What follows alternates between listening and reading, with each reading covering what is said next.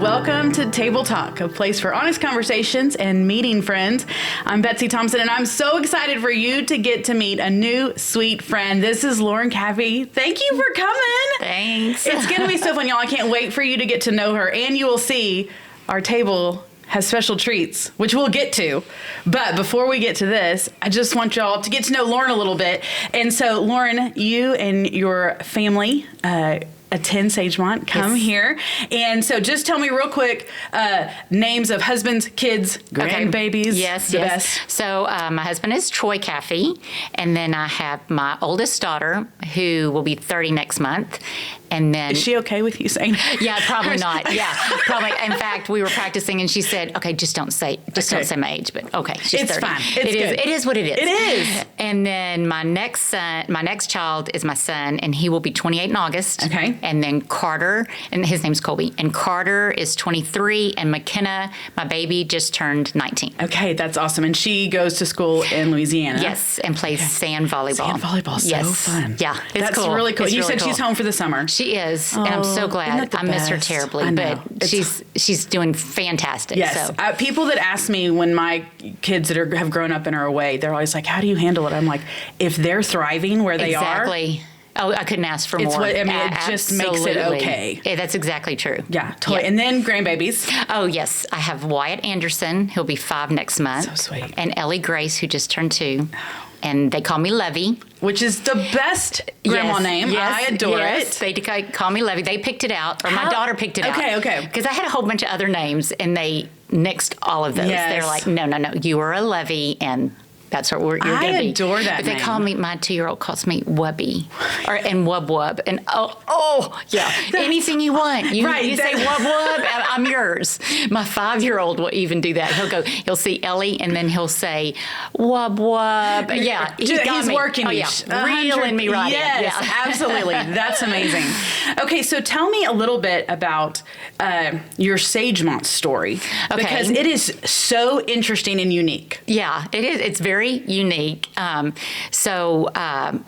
came here basically before I was born. Yes. And Brother John was backyard kind of catty corner neighbors with my parents. Right here in Sagemont. Sagemont. And Brother John went door to door knocking and asking people to come, to the church. And they weren't the first 25, I think it was 25. Mm-hmm. They were like the second wave to come. Okay. And so they started coming here, and I was born. Brother John just told someone the other day, I knew her when she was this big. Yes. And then my dad had a bad car accident coming home from work from Exxon.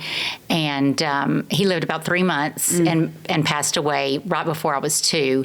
And that was Brother John's very first funeral to ever do was my dad's. So we have a huge connection with him. Yes. So anyway, that's huge pretty cool. For him to that to be his first thing. Well, and it's just a connection with me with my dad to have him, and so it's really cool. I mean, that's just. So I had no idea that was y'all's story, so I was like, that is so amazing. And so that was, back when.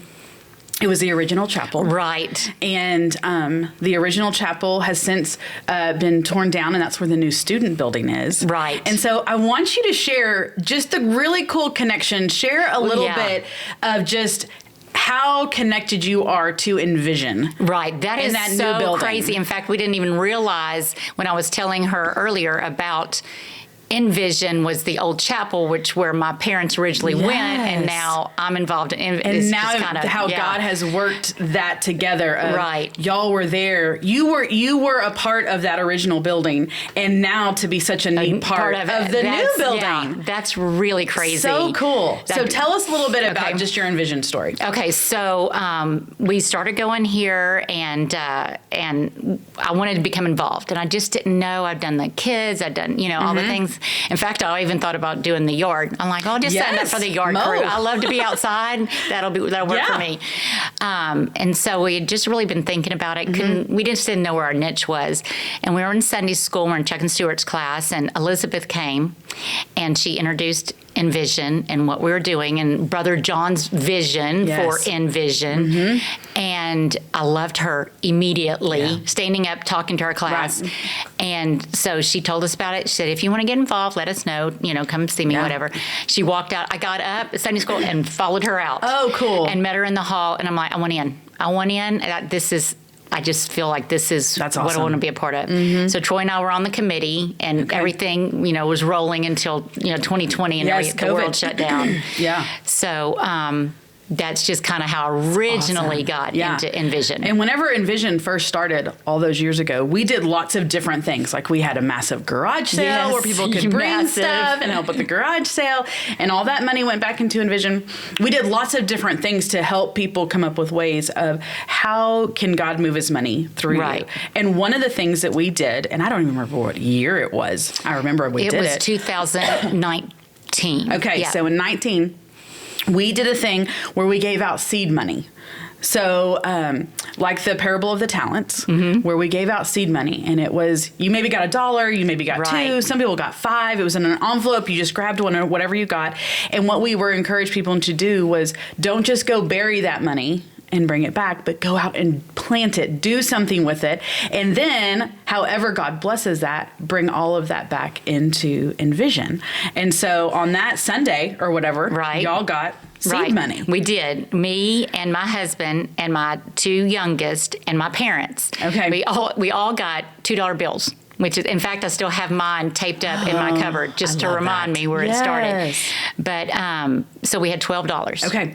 And so we all got together, and they were like, what do we want to do? I said, we're going to make pumpkin bread because it was fall. Okay. And I'm like, who doesn't love pumpkin? Sure. And who doesn't love bread? Bread, yes. And so pumpkin spices, with all the pumpkin spice things.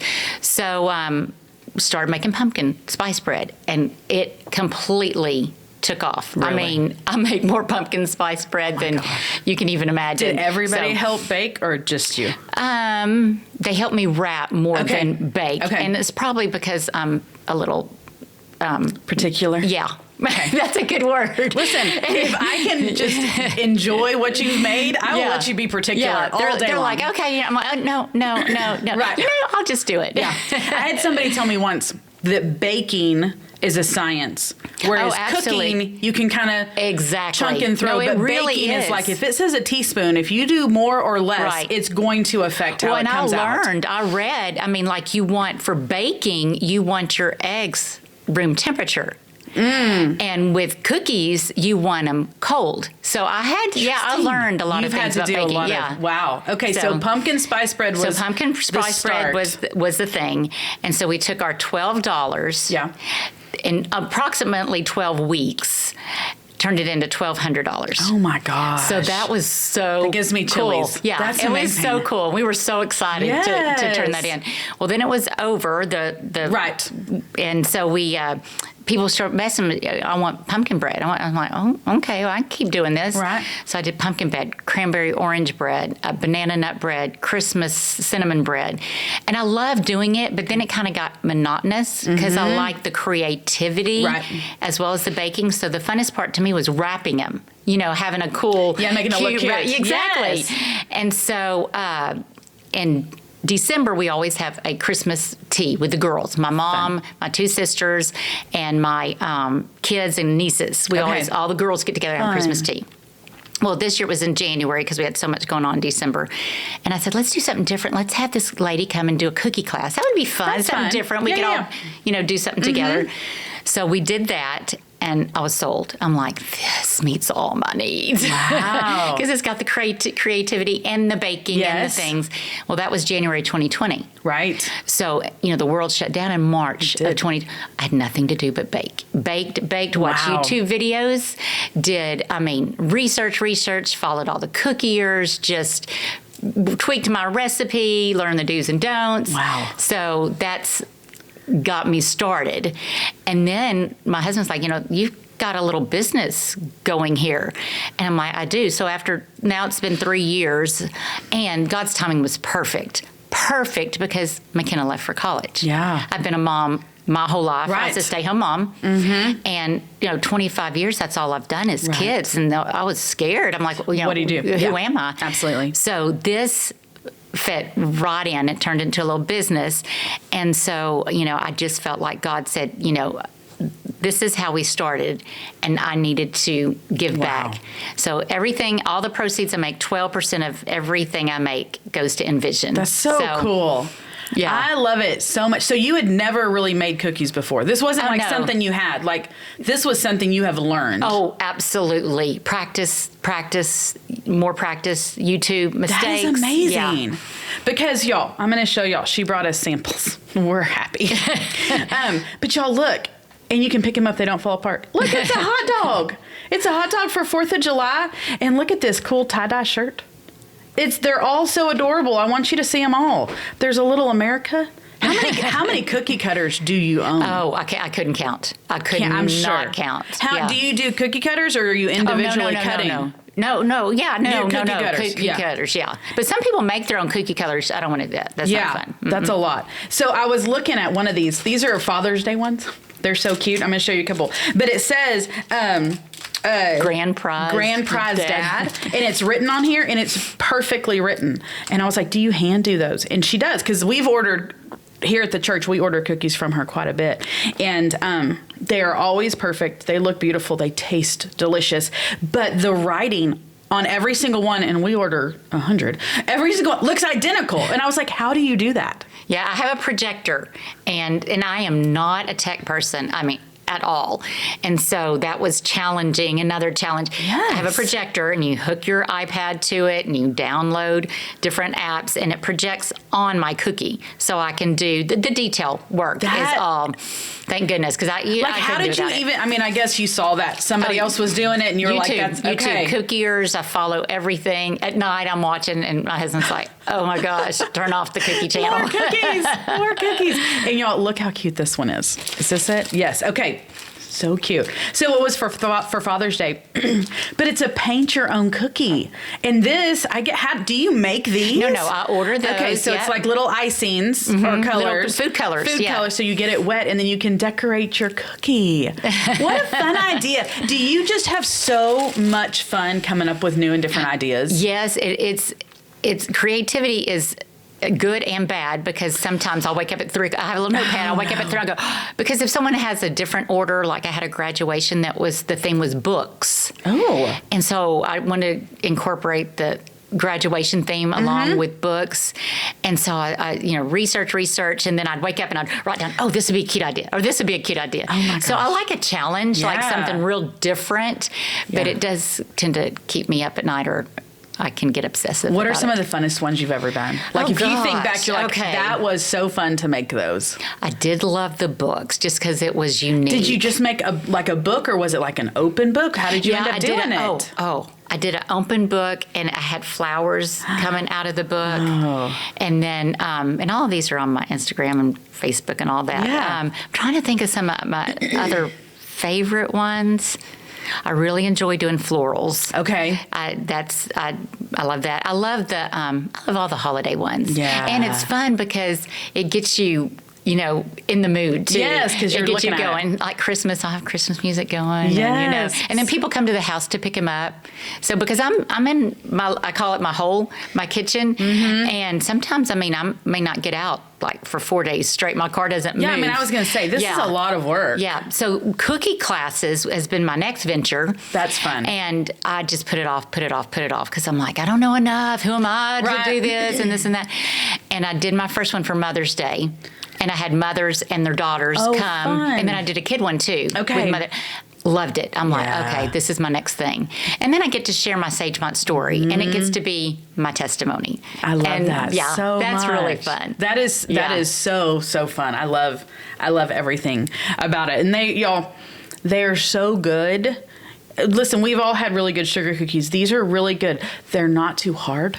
they hold together like y'all saw. I mean, I can pick them up. They don't fall apart, but when you bite into them, they're still soft. Yeah, and I had to play around with that. I did. And like I said, 2020, what else did you have to do? Right. So I had to play around with my oven. In fact, I had an oven guy, because I just have a regular oven. It's not a commercial oven, or nothing's commercial. How many cookies can you cook at one time in your oven? About 2 dozen. Okay. But I even had the oven guy come out, because I'm like, it's not cooking right. Check the temperature. No.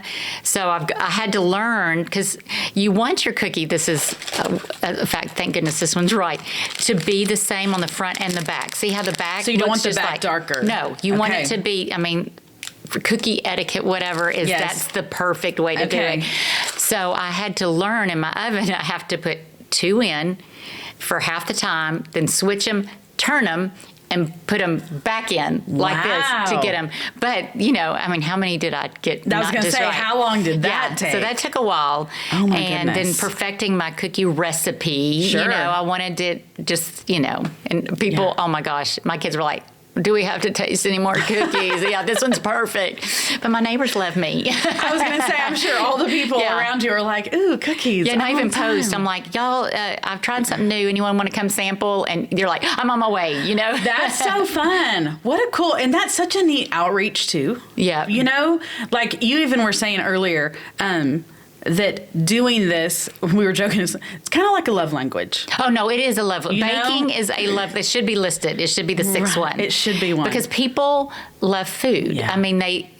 I don't know. It makes people happy. Yeah. And I took some to church on Sunday. I had some leftover Father's Day, and I just gave them to some of the men in the church. And you would have thought I gave them, gold. Right. They were just, thank you so much. And so, it is a love language. Have you gotten to where you always have a few with you?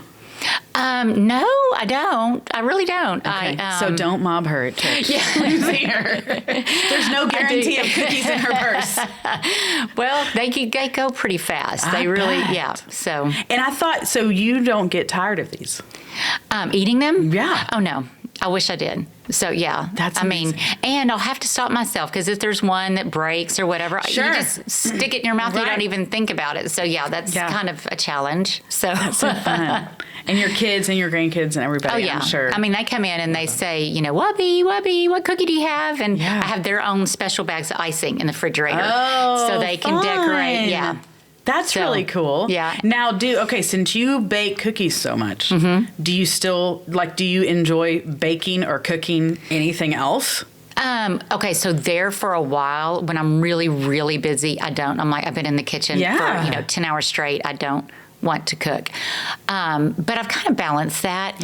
And an interesting thing is that I'll get super anxious. I'll get overloaded. Yeah. I'll have so many orders. I'm like, oh my gosh, I can't do this. Right.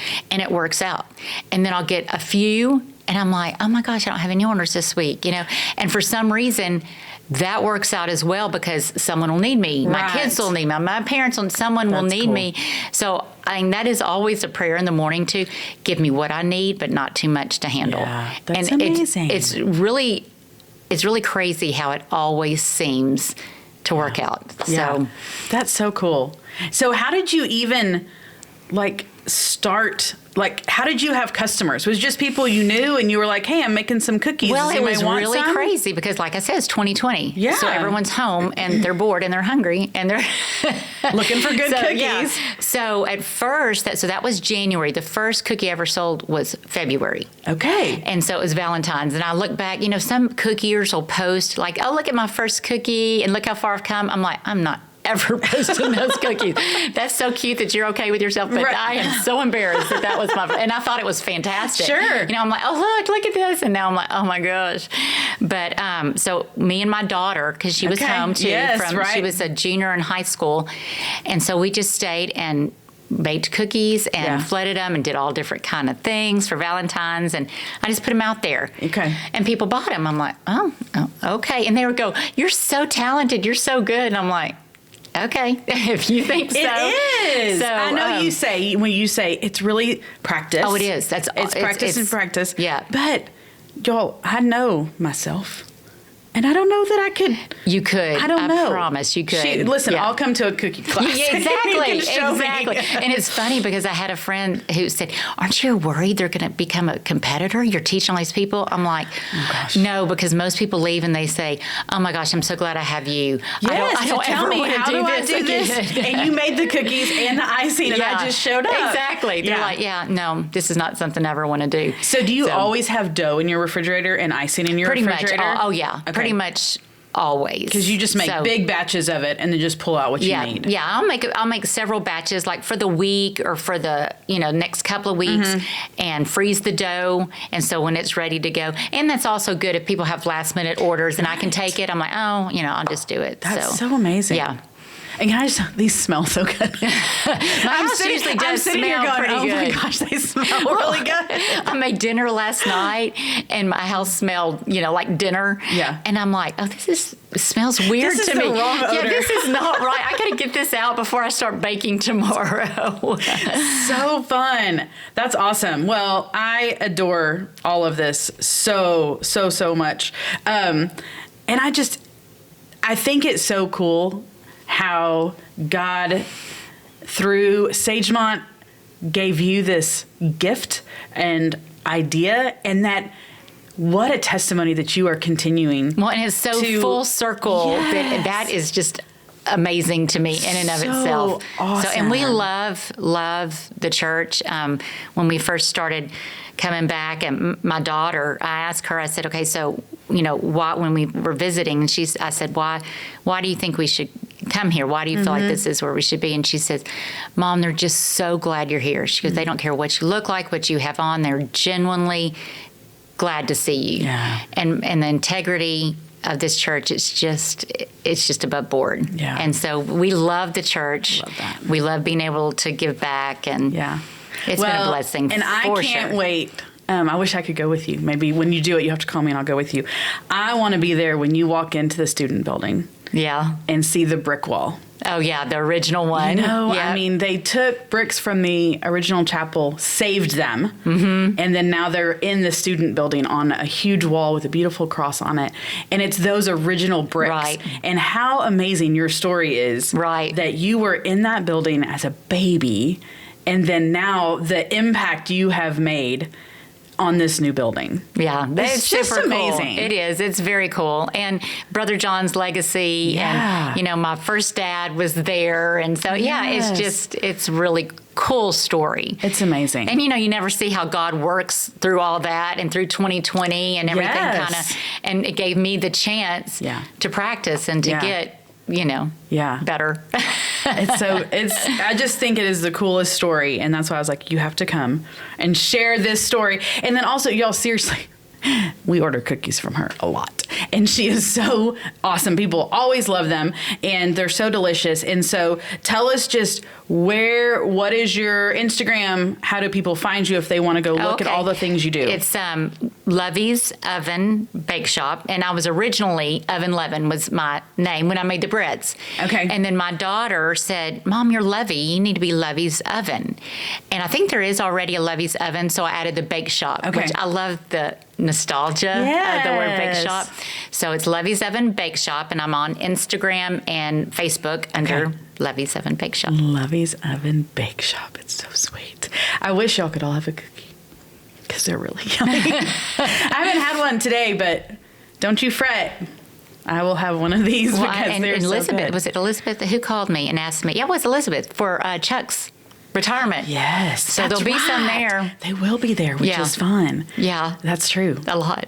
I'm going to start soon. Right. So you can make them far in advance. Or not far in advance, but you don't have to do them all like within. I always heat seal them. They're all heat sealed. And the minimum of 2 weeks, they're still good. I mean, they're really good past that, but perfection is within 2 weeks, I would say. So, I'll start 2 weeks ahead. And I've already incorporated my daughter who's home from college. I'm like, okay. There you go. Yeah. There you go. We got some cookies to bake. Got some cookies to bake.